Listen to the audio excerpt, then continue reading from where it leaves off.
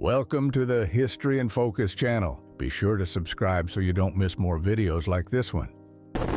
The freezing experiments carried out during World War II involved subjecting prisoners to extreme temperatures in order to study the effects of cold on the human body.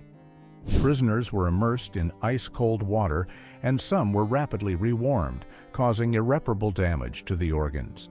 The bamboo torture consisted of inserting bamboo stalks under the victim's skin or into sensitive parts of their body, usually on the extremities or areas such as the fingers or genitals. Bamboo is a plant that grows quickly, and over time it expands, causing deep injuries. The torture with poisonous gas was one of the most brutal forms of medical experimentation during World War II. Prisoners, usually Jews and prisoners of war, were exposed to different types of poisonous gases, such as cyanide, to test their effectiveness as a chemical weapon and study their effects on the human body. The sterilization torture was widely used during totalitarian regimes, such as the Nazi regime, with the aim of controlling and purifying populations considered undesirable. In the Nazi regime, women and men from groups such as Jews, Gypsies, and people with disabilities were subjected to forced sterilization procedures without consent and without proper anesthesia. The biological weapons experiments conducted during World War II, particularly by the Japanese Unit 731, involved exposing prisoners to contagious diseases like anthrax, bubonic plague, and cholera to study the effects of these diseases on humans and test the use of biological agents as weapons of war. Prisoners, including Chinese civilians and prisoners of war, were deliberately infected with these deadly diseases without any treatment, resulting in extreme suffering and mass deaths. In addition to testing biological weapons, doctors sought to develop methods of large-scale dissemination for military use. The Iron Maiden is one of the most infamous and cruel torture tools of the Middle Ages. It consisted of an iron sarcophagus designed to trap the victim inside, with the person's body being crushed against the sharp points of the device. The Iron Maiden had an iron door with nails or metal blades inside, which pierced and cut the victim's body, especially the torso, arms, and head. The method caused a slow and agonizing death, with the points penetrating deeply into the flesh and the victim being left to suffer until death by bleeding, infection, or shock. The bronze bull was a torture and execution tool dating back to ancient Greece. It consisted of a bronze statue in the shape of a bull, with an internal cavity where the victim was placed. The victim was locked inside the structure, and in some cases, the bull was heated to high temperatures, causing the metal to become extremely hot. This resulted in severe burns and agonizing deaths as the victim was slowly cooked alive inside the bull. The sound of the victim screaming inside the statue, amplified by the bull's horns, was heard by those around, making the execution even more terrifying and cruel. The pear of anguish was a torture tool used during the Middle Ages and in subsequent periods, particularly during the Inquisition. It consisted of a metal device in the shape of a pear or cylindrical form, which was inserted into the mouth, vagina, or anus of the victim. The device was then slowly expanded, forcing the victim to endure intense and mutilating pain. Depending on the area in which it was inserted, the expansion of the device caused damage to internal tissues, severe bleeding, and often death. The goal of the pear of anguish was to inflict extreme physical suffering and humiliation. It was often used as a method of coercion to force confessions, especially in those accused of heresy or other religious crimes. In addition to the physical pain, the torture had a significant psychological component, as the victim was subjected to long-lasting torture filled with anguish and fear. The head crusher was a torture tool designed to cause extreme damage to the victim's head. It consisted of a metal device, usually a cylinder or vise, that was tightened around the skull with the intent of crushing the bones of the head, including the skull and jaw. The pressure was gradually increased until the bones broke. The thumbscrew was a torture tool used primarily during the Middle Ages and the Renaissance. It consisted of a metal device with a screw that was placed on the victim's hands or feet, specifically on the thumbs, and tightened slowly. The goal was to crush the thumb bones, causing intense pain, fractures, and permanent damage to the joints. During the time the victim is buried, they experience extreme terror, not only from the lack of air, but also from the sense of helplessness and the terror of a slow and inevitable death. This method of torture was used in some ancient cultures and in periods of repression, such as military dictatorships and authoritarian regimes. The breast ripper was a device designed to inflict extreme pain and mutilation on women's breasts. This device generally consisted of a metal clamp or hook that was placed on the victim's breasts and tightened, tearing or cutting the flesh. The iron chair, also known as the chair of hell, was a torture tool made of iron with nails or blades affixed to it, where the victim was forced to sit, causing deep wounds and great suffering. This torture was used primarily during periods of war and repression, such as the Nazi regime. The lack of treatment for syphilis was practiced in the United States between 1932 and 1972. During this study, African American men diagnosed with syphilis were deliberately denied proper treatment. Even after the discovery of a cure, researchers chose to leave the prisoners in a state of suffering and degradation, just to observe the natural progression of the disease. The knee splitter was a torture tool that consisted of an adjustable metal device which was placed around the victim's knees, with blades or sharp pieces designed to press and split the joints. This method of torture aimed not only to cause extreme pain, but also to destroy the ability to move, resulting in permanent disability. Shaving women's heads was a humiliating and cruel practice, often used as a form of public punishment during periods of war and repression. During World War II, women accused of collaborating with enemies were forced to have their heads shaved in public squares as a symbol of shame and submission. The crushing torture involved the use of heavy tools to crush parts of the victim's body, such as hands or feet, causing pain, fractures, and irreparable damage. This practice was used to force confessions or severely punish prisoners. In some cases, prisoners were subjected to the crushing of their extremities, which resulted in permanent disability or slow death. The rack was a tool used to stretch the victim's body, forcing their limbs and joints to break, causing extreme pain. The victim was tied to the device, which was then turned, increasing pressure on the body. This method of torture was widely used during the English Civil War. The Spanish tickler was a torture technique that caused intense and forced tickling on the victim, usually on the soles of the feet, causing extreme physical and psychological suffering. This type of torture was designed to last for long periods, and over time it caused pain, exhaustion, and in some cases even physical damage, such as wounds on the hands or wrists due to the constant movement trying to escape. The heretic fork was a torture tool used primarily during the Middle Ages, especially during the Inquisition, to punish those accused of heresy or other religious offenses. The fork consisted of a device with 2 or more long and sharp teeth, usually made of metal, that were inserted into the victim's neck. The heretic fork was also used as a form of public punishment and humiliation, with the goal of showing the power of the church and the state over individuals. In addition to the physical suffering caused by the wounds and the inability to speak, the fork symbolized the brutality of the punishments used to control and silence those considered a threat to religious orthodoxy. Prisoners in Soviet gulags were victims of medical experimentation, although these experiments were not as well documented as those conducted by the Nazis.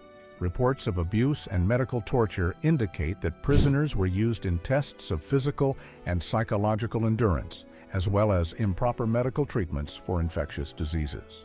In torture contexts, the flamethrower was used to cause severe burns to the victim, spreading fire over the body in an indiscriminate and cruel manner. This method of torture resulted in irreparable damage to the skin, in addition to being extremely painful. The psychological impact was also significant, with the victim being subjected to the visible and relentless destruction of their body. The genetic selection experiment's torture was an inhumane practice carried out mainly by the Nazis, who sought to create a superior Aryan race. These experiments included blood transfusions between prisoners of different ethnicities and the attempt to create descendants of racial purity through forced relationships between prisoners. The simulated execution torture involved creating a situation where the victim is led to believe they will be killed, usually through scenarios in which death is about to be carried out, such as with the electric chair. This method aimed to cause extreme psychological suffering, increasing the victim's fear and anxiety. The vivisection torture was one of the most atrocious forms of medical experimentation, especially practiced by the Japanese Unit 731 during World War II. It consisted of dissecting live prisoners, usually without anesthesia, to study the effects of diseases, injuries, and extreme surgical techniques. Pressure chamber torture involved subjecting the victim to extreme pressure changes, causing intense physical and psychological suffering. This method was primarily used in military and espionage contexts, such as during the Cold War, where prisoners were forced to enter pressure chambers to test their endurance. The Judas cradle consisted of a wooden or metal device with a sharp point in the center where the victim was placed in a way that the point would pierce or press a part of the body, such as the anus, vagina, or genitals. This form of torture resulted in severe injuries and often the victim's death due to internal organ punctures or hemorrhaging. The simulated drowning, also known as water torture or waterboarding, was a form of psychological and physical torture in which the victim was submerged in water until they were about to suffocate. The goal was to create a sensation of imminent drowning, forcing the victim to feel panic and despair. The victim was briefly removed to breathe and then submerged again. Ling Chi, also known as death by 1,000 cuts, or slow death, was a brutal form of execution and torture used in Imperial China.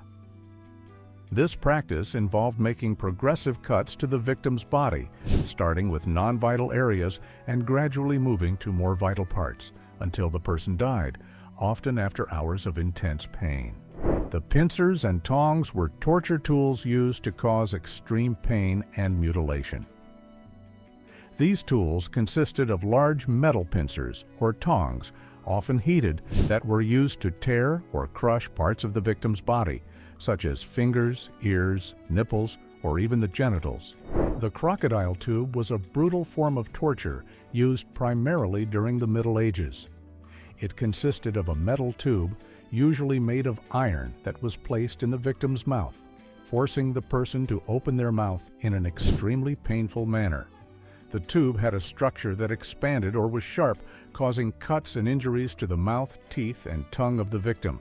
In some cases, the tube was heated, causing internal burns and severe damage. This form of torture aimed not only to inflict physical pain, but also to humiliate the victim, forcing them to endure extreme suffering. The meat hooks consisted of large metal hooks that were inserted into parts of the victim's body, usually in the back or shoulders, and the person was then suspended in the air, hung by the hooks. This method caused enormous physical suffering, damaging muscles, tissues, and joints, as well as resulting in severe internal damage.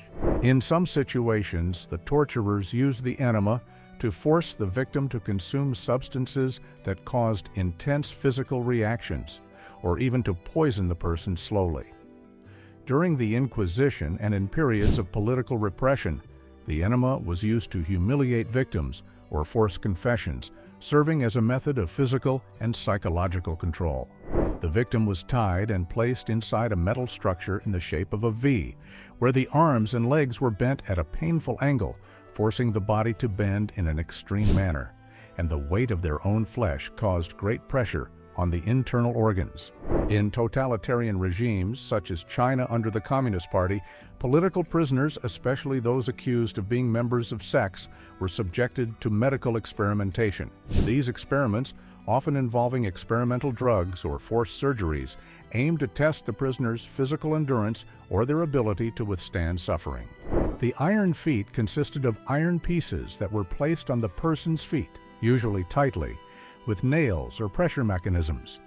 The goal was to crush the bones of the feet and hinder movement, making the victim vulnerable and preventing any attempt to escape. Electric shock involved applying electrical current to sensitive parts of the body, such as the genitals, tongue, or nipples, causing intense pain and internal damage. This method was used to force confessions, intimidate, or break the victim's psychological resistance, and was frequently applied during interrogations. The Chinese water torture was a mentally painful process in which cold water was slowly dripped onto the victim's scalp, forehead, or face over an extended period. The process caused fear and mental deterioration in the subject. The pattern of the drops is usually irregular, and the sensation of cold is intense, causing anxiety as the person tries to anticipate the next drop. The syringe was used as a torture tool in some authoritarian regimes, being used to inject harmful substances into the victim's body. In some cases, substances like hallucinogenic drugs, poisons, or chemicals were injected into the victims to test them, mentally manipulate them, or even force them to confess something under the effect of these substances. The chastity belt was a tool historically used with the claim of ensuring chastity, especially for women. Made of metal, this belt was placed around the genital area, restricting movement and preventing access to the body. In some versions, the belt contained iron mechanisms designed to cause pain or injury if the victim tried to remove it. The iron visor was a metal mask used to restrain the victim's head, often with a visor adjusted to restrict their vision and breathing. This device caused extreme discomfort, as well as hindering communication and the perception of the environment, which caused confusion and disorientation. The strappado was a torture method in which the victim's hands were tied behind their back and then suspended by the wrist, usually with ropes or chains, causing immense pain in the joints and shoulders. The body was left hanging, causing shoulder dislocation and ligament damage, often resulting in fractures or permanent injuries. Crucifixion is one of the oldest and most brutal forms of execution, with roots in ancient Rome and used by various empires and regimes throughout history. It involved tying or nailing the victim to a wooden cross, usually in both horizontal and vertical positions, and leaving them exposed to the public. Death occurred slowly due to the combination of suffocation, blood loss, and dehydration. Denailing was an extremely painful torture practice that involved the forced removal of the victim's nails from their hands or feet. This method caused permanent damage, as nails are sensitive and deeply connected to nerve and bone tissues. The process of removal could be done with tools like pliers, forceps, or even with the hands. Combing was a form of torture, sometimes fatal, in which iron combs designed to prepare wool and other fibers for spinning were used to scrape, tear, and flay the victim's flesh. The goal was to cause extreme pain and inflict damage, tearing pieces of skin, hair, or even causing deep injuries to the bones. The pau de arara was a form of torture that was widely used during the Brazilian military dictatorship, especially between the 1960s and 1980s. It consisted of tying the victim, usually in a very painful manner, to a post or structure, with their hands tied behind their back and their feet elevated so that the body would be suspended.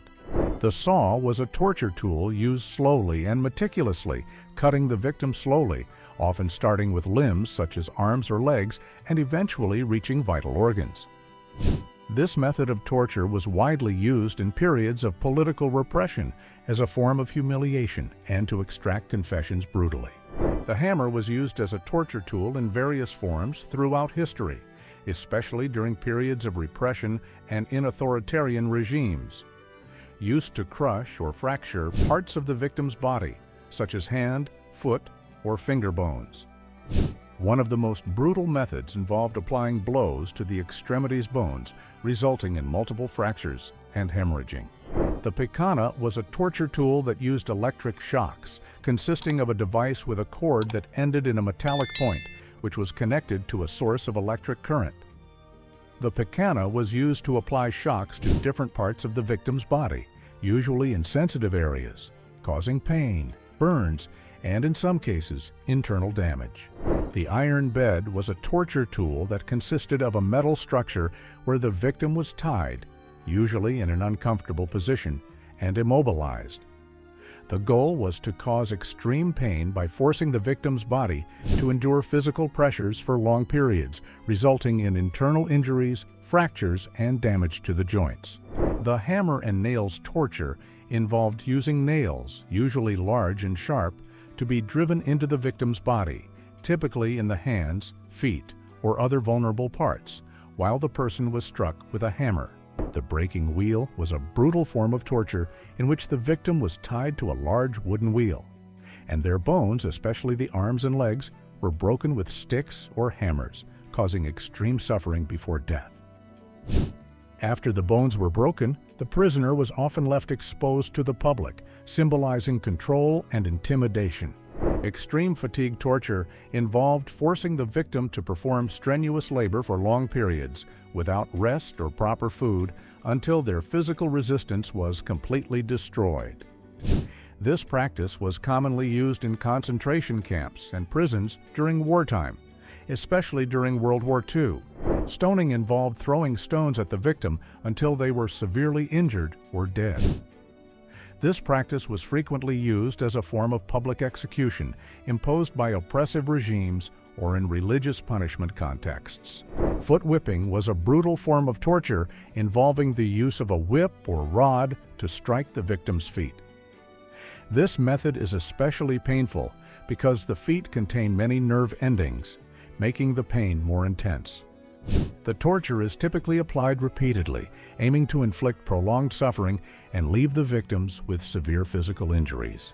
The ducking stool was a method of punishment and torture primarily used in the Middle Ages and early modern era, especially in courts and during public trials.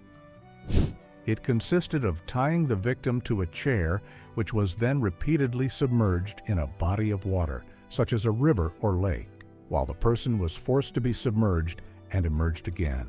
Violent interrogation was a common practice during authoritarian regimes and wars, involving a combination of physical and psychological tortures to force the victim to confess information or crimes or to break their resistance. During the Brazilian military dictatorship, violent interrogation was widely used to suppress political opposition. The gag was a torture and control tool used to prevent the victim from speaking, shouting, or making any sound, causing both physical and psychological suffering.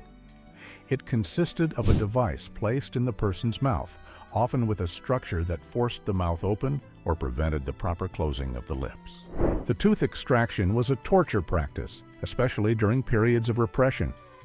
This form of torture involved the forced removal of teeth, usually without the use of anesthesia, which caused pain and distress. The victim was subjected to tooth extractions as a form of punishment or to force confessions. Sleep deprivation was a form of psychological torture that involved preventing the victim from sleeping for prolonged periods, which caused extreme fatigue, mental disorientation, and hallucinations. The victim was kept in a constant state of vigilance, with no rest, which profoundly affected cognitive and emotional functioning. The lashings were a common form of physical torture used during military dictatorships and authoritarian regimes, consisting of using whips, rods, or belts to repeatedly strike the victim's back or other parts of their body, causing bruises.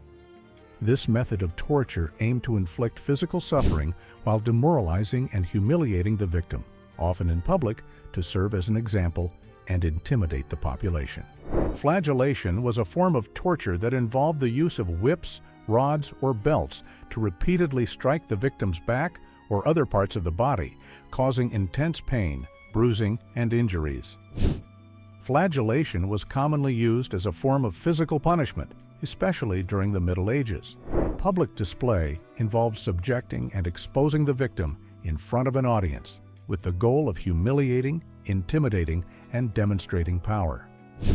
Frequently used as a form of psychological torture and social control, this practice was common during periods of war and authoritarian regimes, such as World War II. The padded cell is a room where the walls, floor, and ceiling are covered with padding. In torture contexts, especially during authoritarian or repressive regimes, This practice was used to subject prisoners to total isolation and sensory deprivation, causing great psychological suffering. The red-hot iron was a torture tool used to cause extremely painful burns. It consisted of a piece of metal heated to the point of incandescence, which was then pressed against the victim's skin. This practice caused immediate damage to the skin and deeper tissues, resulting in severe burns, permanent scarring, and in many cases, fatal infections. Sun exposure torture involved leaving the victim outdoors without shade or protection under the intense heat of the sun, causing severe dehydration, sunburns, and extreme exhaustion.